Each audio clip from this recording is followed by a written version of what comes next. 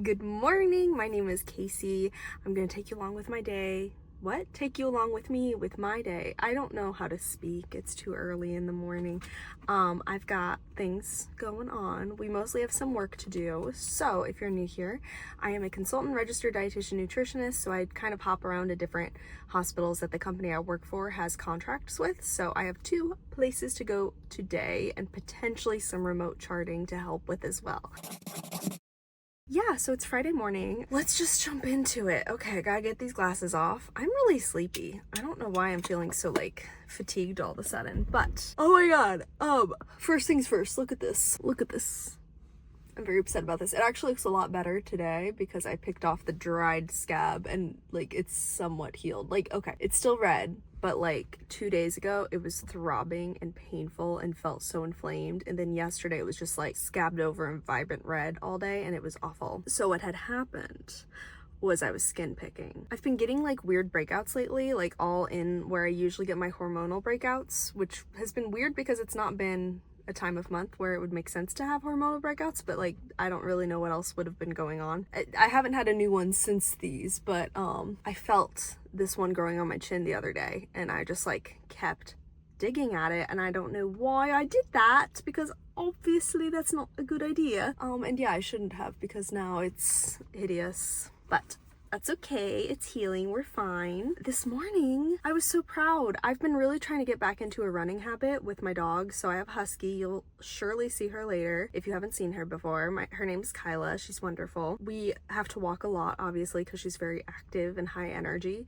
And I want to have my first walk of the day with her be a run. And I was really good about implementing that habit last year, but it kind of faded away with the holiday season and I haven't gotten back into it. But this week, I've now gone running with her twice in the morning and I did better than I thought I would. It wasn't extremely intensive or anything, but I did do better than I thought I would. I don't know how else to say that. And twice this week isn't bad because 2 mornings I was dealing with such significant migraine symptoms. I was feeling awful, so I can't run on those days. And then that's 4 out of the 5 days so far this week. The second day, which is the other day, okay, what? Migraine day 1, second day I didn't run. I did run day 3, migraine day 4, and then today I ran. Day 2, when I didn't have any issues, but I didn't run, I just hadn't actually started the habit yet. I got dressed and everything, and I think I was wearing sweats, and I had a heavy winter coat on and everything, and I was walking in the morning, I'm like, man, I really should have prepped to run. And that's when the next morning I was like, we should change stuff and make it so you actually are running. So I'm really hoping that this continues. I forget what I used to do about weekends because the routine is a little bit different on weekends, but hopefully at least on weekdays, at least 3 days per week would be awesome to start running. I'd love if it was every day, but anyway, started that this week. Yeah, I don't really know what to anticipate for work stuff. I feel things have been so chaotic and stressful for months, honestly, at this point. But this week things just opened up. My hours are way lower for work, which has been such a relief, especially with having 2 migraine days that were so intense.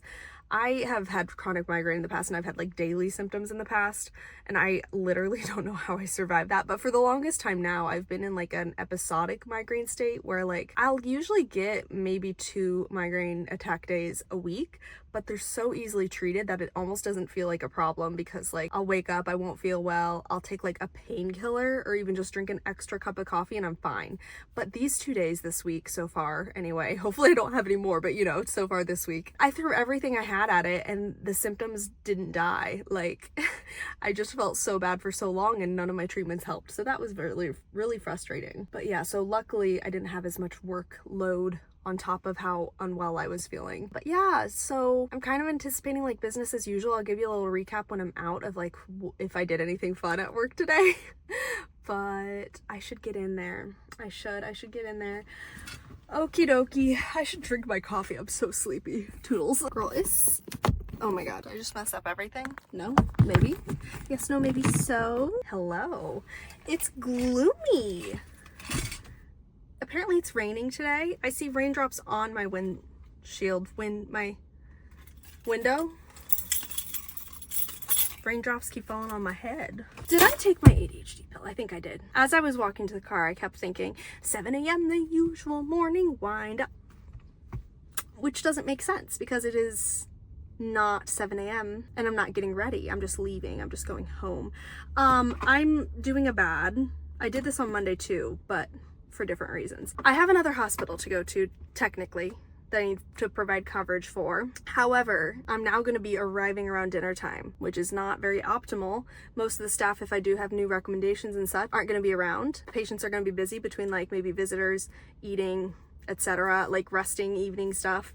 So I'm gonna get home because this work just went a little bit over what I anticipated, which is fine. Gonna go home, gonna eat my own dinner, gonna walk the dog and such, and then remote chart. And I mean, if I see something glaringly terrible, I can go in later tonight or more likely like tomorrow or something.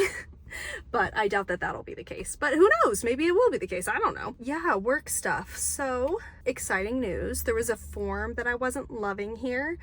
It was the dietary communication form, which is how the admission and nursing staff communicated like diet and like food allergies and stuff to the kitchen department. The form I didn't like, and I still don't love the new one, but it does actually meet the criteria that it is supposed to be meeting, because a lot of our policies reference like the things that this form is supposed to have, but it didn't have those things. So I suggested some changes. The changes went through. The new form has been implemented. So that was exciting. I don't know if you can hear some of the rain. It's picking back up, I suppose. So that was the main thing. I also chatted with Kitchen quite a bit. I refreshed their menu cycle. Very minor change.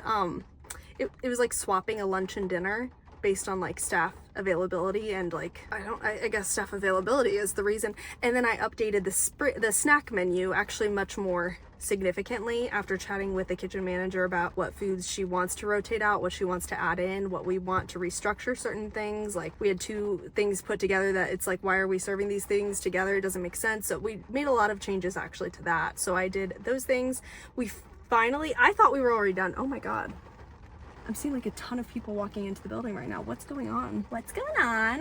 Oh, you know what? It's probably the long-term residents going on some sort of outing. That's honestly probably what it is. Oh, the policies. So we've this spring had to review and refresh policy stuff, and it was a lot of work.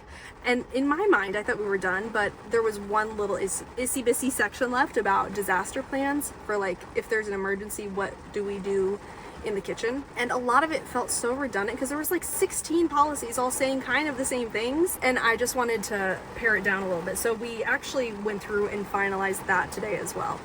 It took a lot of time because the internet here was awful. Like we were staring at loading screens more than we were like doing stuff. It felt like it was really bad. Oh, so I used to split this building with a different dietitian who came in on Fridays. Today is Friday, and I would do Monday, Wednesday. That was not like, I was gonna say that was short-lived, but it was like several months that we were doing that. And she is now not on this account. Like she didn't quit, but her workload changed. So she isn't coming here regularly anymore, but she did mention that she wanted to still come in from time to time, every few weekends essentially, because she would have some availability on the weekends to come in and work. And this weekend she's going to be heading on in and doing a little bit of work. So I left some of my consult referrals for her. There were 3, and I was actually about to chat with those patients, but between all the other dietary stuff, like things got really bogged down. So I wrote up a note and everything, and I prepped for her to go in and chat with them this weekend. 2 of them were patient requested to speak with a dietitian, so I don't really know reasoning for that.